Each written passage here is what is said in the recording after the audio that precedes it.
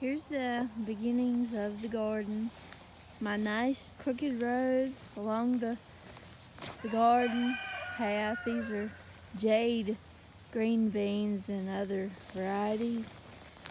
It was cold and frosted, and luckily I covered them, and the green beans are surviving, and hopefully we won't have any more frost. And I've got to thin these green beans. When you plant them, you put, the planter puts out like 2 or 3 in each little spot, and you gotta go along here. This is the tip. You gotta go along here and thin out and leave the best one. So take these 2 or 3 out. I'd leave 2, and they do well. They do better trying to grow rather than growing a whole bunch of them. They fight for minerals and water and space if you leave them. And when I was first starting, and I haven't been gardening that long. Not very good. For what reason, I don't know. Maybe the frost killed them. But any time that little green bean will come up, anytime you've got a missing space, you can fill them in. Just be very gentle with the roots and stuff.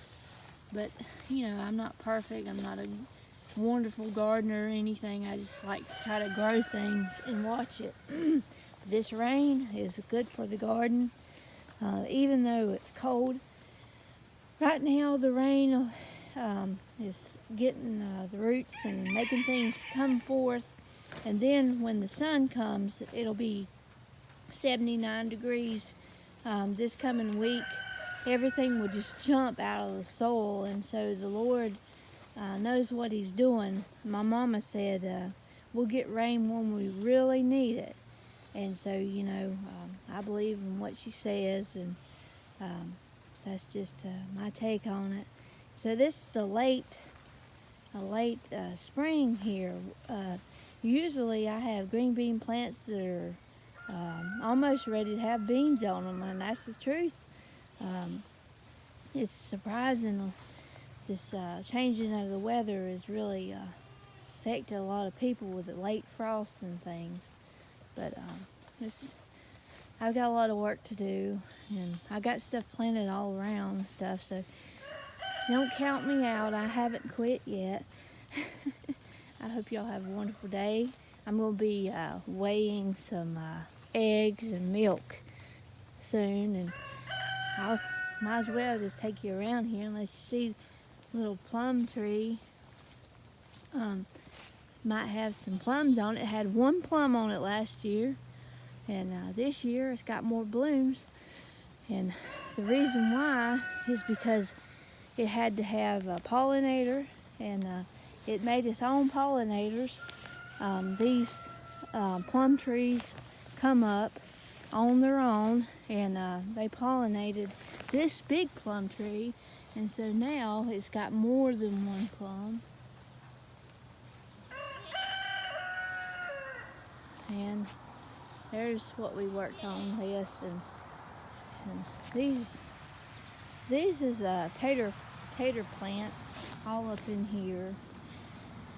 I planted them too late. I'll show you some frost damage. Look here, that's what happened to my tomato plant. It's, it stunted it, but I'm not gonna kill it. I might take these off, but I'm gonna leave it. Here's some tobacco. I just put this in like a baby bed. This is like a baby bed until everything gets hot, and then I'll separate them and stuff. But those are the potatoes I planted first up here. And remember I said have yard potatoes? Well, I know next year that I'm just going to wait till May to plant things, because it's just sitting there in the ground and not coming up. So there's some frost damage right there that happened. It didn't kill them, but anyway, I got a lot of work to do. but I'm gonna do it. It's fun. And that right there looks like a bunch of kind of fescue. I put the hay, I got corn and potatoes planted in there, and I've got to wait till everything comes forth before I can really till it, because I don't know the difference between the corn and the hay. That's crazy, ain't it? But it kind of looks the same. I think some of it's grass stuff, but I got to till it up in here. And you know what? The reason why there's so much of that grass is because the hay that I fed my cow, I come with the manure and I spreaded it on the garden. And the seeds from the oats that was in the hay and the manure sprouted and made this. So Ruby gave me free oat seeds, but the bad thing about it is they're in my garden, and I gotta till them out. There's a little potato plant coming on and stuff, but we're trying. I'm gonna the blackberries doing good and stuff, but we gonna try to enlarge. There's a little grape, little Concord grape, and some of them are muscadine. I got them mixed in here. Trying to enlarge the garden right there. This new growth. I planted some corn in there. Then it got cold, so it's just sitting there. But let's walk around, ain't I? It's blackberries. I have a blackberry arbor. I thinned them real well, but still, there's overgrowth, and I didn't do a very wonderful job. I just did a job. But you go through here and see blackberries. I moved the peach trees. They were in the yard, but now the peach trees are right here in a line, and I'm hoping I can have some peaches. And I hope the frost didn't kill them. Last year this was my best producing peach, and I think that the frost might have took the blossoms off, and there won't be any peaches this year from this tree. And I'll have to get it from another one. But let's see. I'll show you an apple tree. Those are potatoes right there. They just now coming up. The apple trees look really bad, not too good. They've never produced an apple, but I see some blossoms on them. Maybe they might produce an apple. There's an apple blossom. So that's what's going on around here. We're trying to use up every little bit of space I have up here on this hill. That's a pretty sight. Even though my rows are kind of crooked, that's a beautiful sight to me. Just farming is beautiful lines. But last year I had my rows going long ways up instead of vertical. And so this is the first year they're going up and down. So I don't know if erosion will take over and wash the plants away. We'll just have to wait and see how that works out.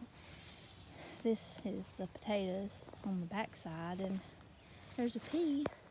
Looks like I need to get in there and weed real good because I've been slack. But I planted peas along there and some onions. There's the potato.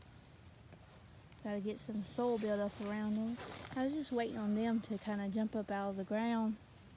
I got potatoes everywhere, but I haven't been showing you all the growth because I wanted it to get warm and have something to show you. But that's what's going on Patriot Homestead, and we're going to weigh some eggs and some milk I'm getting some milk from Ruby and the goats still, and we're gonna see what we can get out of that. I'll show you one more thing. It's mint and lemon balm, and then I'll get off here. And this right here is a mint, sweet mint, sweet mint carpet or some sort. See, this is what happens when you let mint just take off. And when we mow the grass, it smells like mint. It smells really good. But this is growing. I could weigh it, but I like to get it larger. Have mint tea. And this is right here. Smell it. It's bee balm or lemon balm 1. And this is mountain mint. Mountain mint. And let's smell this. That's lemon balm. Oh, it smells good. And there's my pretty flowers.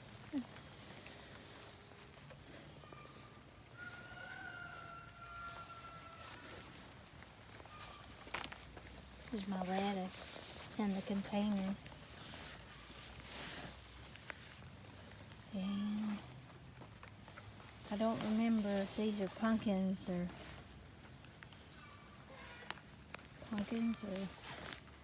cantaloupes. I don't remember. These are my spare tobacco plants.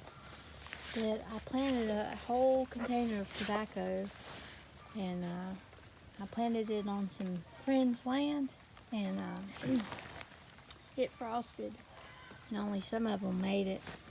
And so I'm glad I got backup tobacco, and I need to sow some more. Here's some that had a little more, but frost didn't do it very well. But that's what's going on. I wanted to show you that I had stuff growing. This is corn I stuck in there. I was trying to let the corn grow in the pots and then separate it and put it in the ground that way to give it a better chance. I don't know, it was an experiment to see if it worked. That's what's going on in Patriot Homestead. We are trying to get busy behind the scenes. Gotta get it opened up. Alright. Rather than doing that, I'm gonna take the weight off for the scale, like so many ounces, but I'm gonna put them on here. 29.6. 29.6. There's milk. See if we can get him half a gallon. This is the back teat that I'm using, and that's amazing. She's a good girl. She just stands for me. And you can see colostrum milk. It didn't hurt her. She was she was winking when I come down here. And so I milked her yesterday, and now I'm milking her right now for little Jesser. Yeah, take care. Patriot Homestead. There's Jesser. Red. Johnny Red. Everybody's doing good. We're gonna weigh this milk right here. We have 2 goats in the back and the cow right there just milked. And we're gonna see how much we get as far as how much it weighs. Put it on the scale. It's gonna take a lot to make it show up. Now, it's not working.